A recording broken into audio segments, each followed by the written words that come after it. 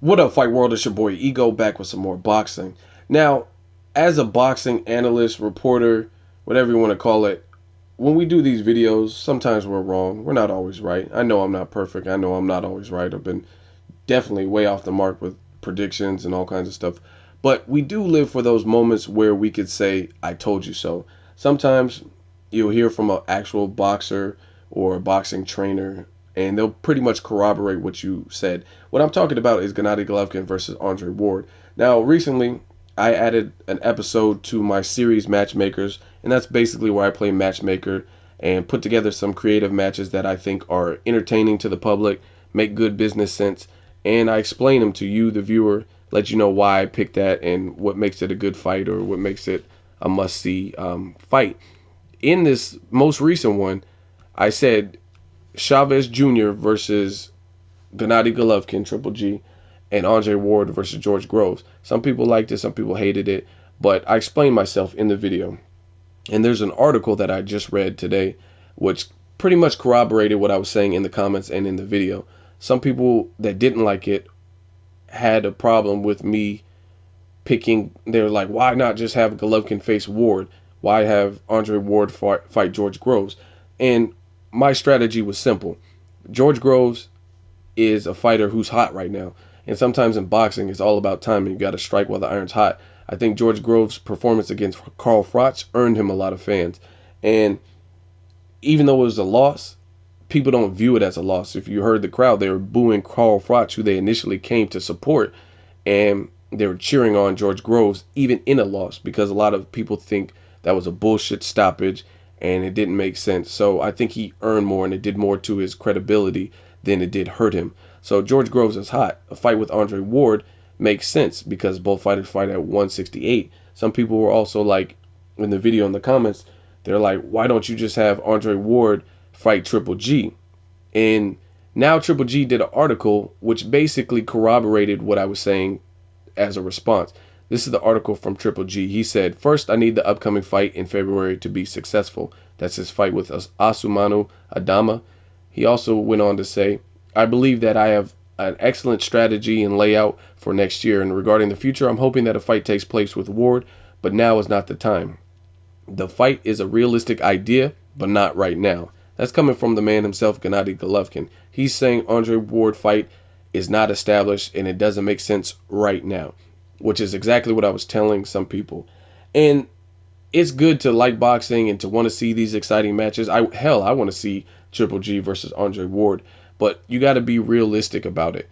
And the realistic approach is to not have Gennady Golovkin move up in weight and fight the guy that's arguably number 2 on the pound for pound list. Andre Ward would be the favorite in that fight, especially for uncharted territory for Gennady Golovkin. We know he has monster power, but Andre Ward's a different beast. And I'm not saying Golovkin can't beat Ward, but it doesn't make sense for Golovkin to not have really cleaned out the division.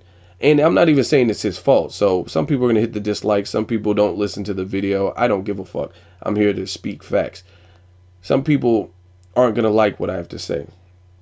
Golovkin, I'm not even saying he hasn't fought credible middleweights based on him. Sometimes it's because the other people are ducking him. They see what Golovkin can do. They see the power, and they probably don't want to fight him. But for one reason or another, he hasn't faced the top middleweights out there. He hasn't faced Sergio Martinez, Quillin, Daniel Gill, Felix Sturm. He hasn't fought the top guys. He has a couple credible opponents in the middleweight division that were established. Matthew Macklin, Curtis Stevens, Proska. But there's also other opponents in recent memory that they stepped up from 54, like Gabriel Rosado. It was his first fight. Even though he looks more seasoned and acclimated at the middleweight category, he gave J. Leon Love problems, and he gave Quillin problems. But this was his first fight. He just said, fuck a catch weight, and fought Triple G at the actual weight of 160 and really got battered in that fight. So that was a guy moving up. Same thing with Ishida. Plus Ishida had no punching power. So it's just funny to see how some of the fans crave these certain fights, even if they're not realistic. And some fans even go as far as saying the opponent is ducking. I've seen people that said Andre Ward's afraid of Triple G. he's ducking Triple G. And I'm like, y'all are crazy. Now, Triple G just has an article where he's being interviewed and he's saying, basically, me and my team have a great layout, a great strategy for what we're going to do and how we're going to move forward with my career. And I'm open to the idea of Ward, but now is not the time. So it really dismisses all the notions that Andre Ward is afraid of Triple G. It sounds like Triple G and Team Golovkin don't want the fight, at least at the moment. And again, this all goes back to what I was telling the people when I was responding to comments. As you can see, Triple G versus Ward, as much as we want to see it, it doesn't make sense right now. Andre Ward is not even a huge pay-per-view draw or superstar. Neither is Golovkin. Golovkin is an exciting fighter. It could be a hell of a fight, and it's a winnable fight for both, but it doesn't make sense for Golovkin to not even have cleaned out 160 and to move up to 168 and fight the top dude with the belt. I mean, it just doesn't make sense. So let me know what you guys think. Just another I told you so moment, I guess you could say. But I would love to see this fight in the future if both fighters can stay on the path that they've been on, looking good. Golovkin's mowing through his opponents, and Andre Ward is simply being Andre Ward from the Super 6 that's been on for him.